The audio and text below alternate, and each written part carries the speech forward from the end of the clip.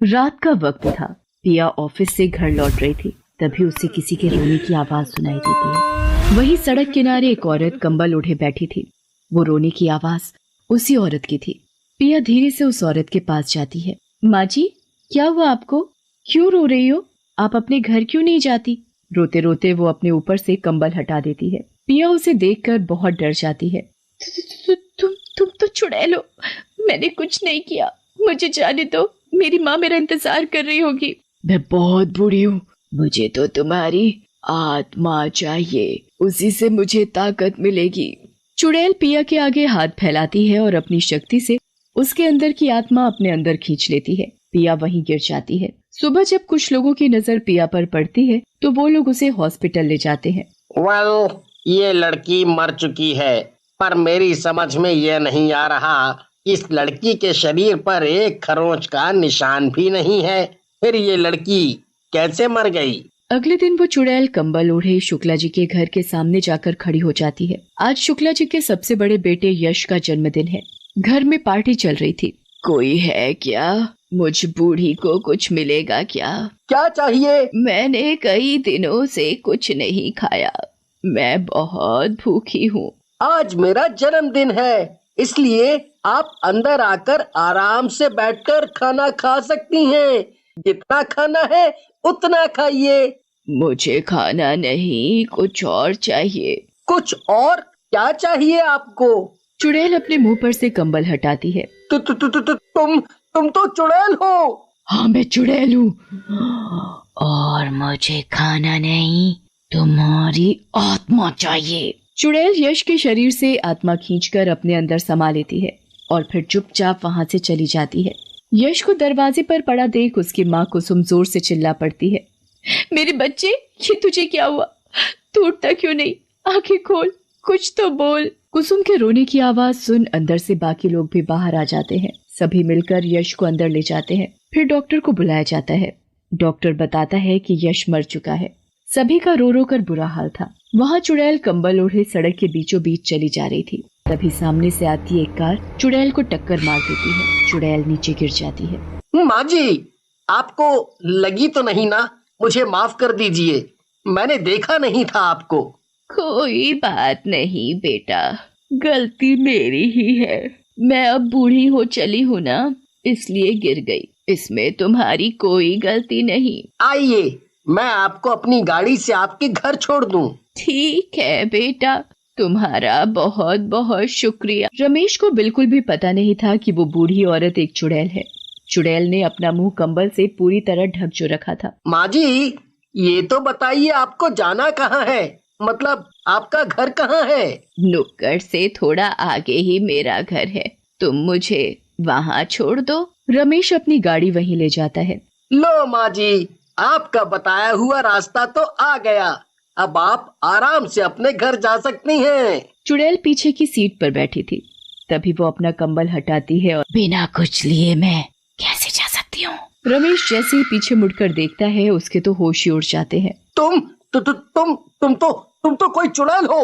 मैं तुम्हारे आगे हाथ जोड़ता हूँ, मुझे जाने दो। जाने दो? तुम जैसे जवान लड़के इतनी आसानी से मिलते कहाँ हैं? रमेश गाड़ी से भागने की कोशिश करता है। तभी चुड़ैल उसके अंदर से आत्मा को खींच लेती है। रमेश वहीं गाड़ी में मर जाता है। चुड़ैल शहर में अभी भी खुलेआम घूम रही थी, अपने नए शिकार की तलाश में। शहर में रोज एक इंसान मरता, पर उसके मरने का कारण अभी तक ना तो पुलिस को समझ आया और ना ही डॉक्टर को। राधिका अपनी माता श्वेता और पिता मनोज के साथ शादी से घर लौट रही थी। सभी कार में थे। तभी गाड़ी की लाइट चुड़ैल पर जाती है। पापा, गाड़ी रोको। क्या हुआ बेटा, तुमने गाड़ी क्यों रुकवाई?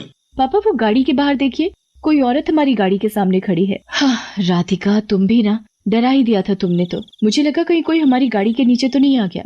माँ, वो बेचारी औरत इस सुनसान रास्ते पर अकेली जा रही है, दिखने में बहुत कमजोर भी लगती है। क्यों ना हम उस औरत को लिफ्ट दे दे, उसे उसके घर तक छोड़ दे। मेरी बिटिया रानी का दिल बहुत बड़ा है, सभी के लिए अच्छा ही सोचती है। अच्छा जाओ, उस औरत को बुला लो। राधिका चुड़ैल के नजदीक जाती है। चुड़ैल ने अपने को पूरा कंबल से ढक रखा था। क्या हम आपको आपके घर छोड़ दें? बिटिया, मेरा कोई घर नहीं है, मेरे बेटे ने मुझे धक्का देकर घर से निकाल दिया है। अब मैं बूढ़ी औरत कहाँ जाऊं? राधिका को उस पर तरस आने लगता है। ये तो बहुत बुरी बात है। अच्छा माँ जी, क्या आप हमारे घर चल सकती हैं? हमारा घर बहुत बड़ा है, आप जब तक चाहे वहाँ रह सकती हैं। मैं अपने पापा से बोलूंगी, आपके बेटे को समझाएंगे और आपका बेटा आपको वापस घर बुला लेगा। मेरे पापा पुलिस हैं। तुम इतना बोलती हो तो ठीक है, मैं तुम्हारे साथ तुम्हारे घर चलूंगी। फिर राधिका अपने माता पिता को सब बता देती है और चुड़ैल को अपने साथ अपने घर ले जाती है। घर पहुंचकर, माँ जी ये खाना लीजिए, खाना खा लीजिए और फिर आराम करना। पर माँ जी, आपने इतनी गर्मी में ये कंबल क्यों ओढ़ा हुआ है? वो मैं बहुत बूढ़ी हूँ ना, तो मुझे गर्मी में भी ठंड महसूस होती है बहुत। अच्छा, वो तुम्हारी बिटिया कहाँ है? वो माँ जी, उसका नाम बिटिया नहीं राधिका है। वो बहुत थक गई थी इसलिए आते ही सो गई। सुबह उसे कॉलेज भी जाना होता है।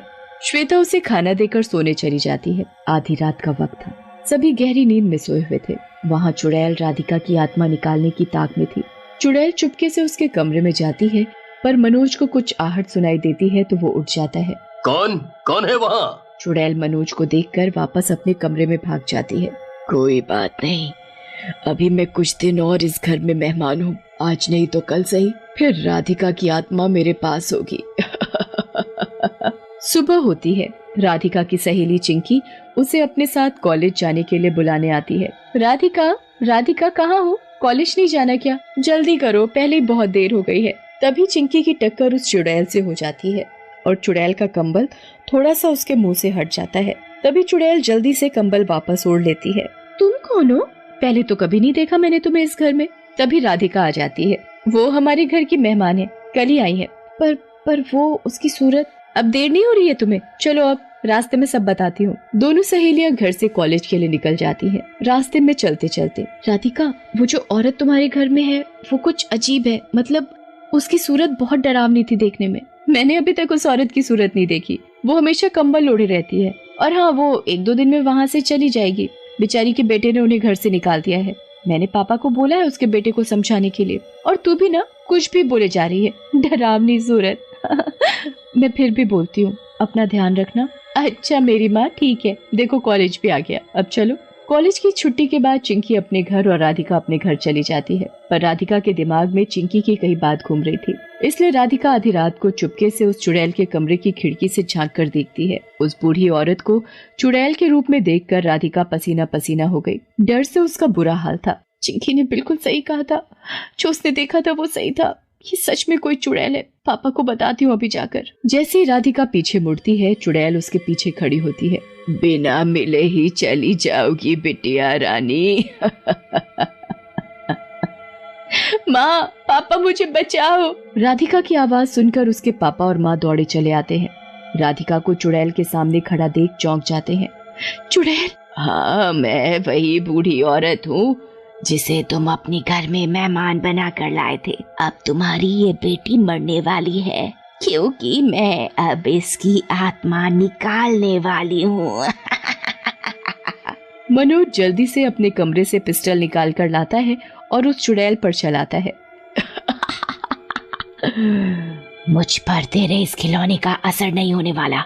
मैं सभी आत्माओं को मिलाकर बनी हूँ। जवान लड़कों और लड़कियों की आत्मा निकालती हूँ मैं। उनकी आत्माओं को अपने अंदर कैद करने से मुझे बहुत ताकत मिलती है। मुझ में बहुत शक्ति आ जाती है। मुझे बहुत अच्छा महसूस होता है। छोड़ दो मेरी बच्ची को, छोड़ दो। वो तो तुम पर तरस खाकर तुम्हें अपने घर में लेकर आई, तुम्हें पनाह दी अपने घर में और तुम उसे ही मारने चली हो। अब मैं जरा भी नहीं रुक सकती। आजा, आजा मेरे अंदर और मुझ में समा जा। जैसे ही चुड़ैल राधिका के सामने हाथ आगे करके उसकी आत्मा निकालती है, वैसे ही सामने से एक तेज रोशनी आते हुए चुड़ैल पर पड़ती है। चुड़ैल जोर से चीखने लगती है।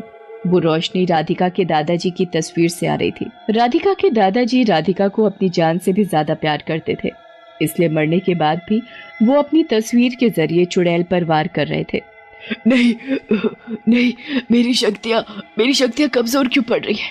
इस तस्वीर को तो मैं अभी उतार कर फेंकती हूँ। जैसे ही चुड़ैल तस्वीर को फेंकने के लिए उसे हाथ लगाती है, वैसे ही चुड़ैल जलने लगती है। फिर तड़प तड़प कर पूरी भस्म हो जाती है। चुड़ैल के अंदर जितनी भी आत्माएं थी सब आजाद हो जाती हैं। मेरे दादाजी ने मुझे बचा लिया।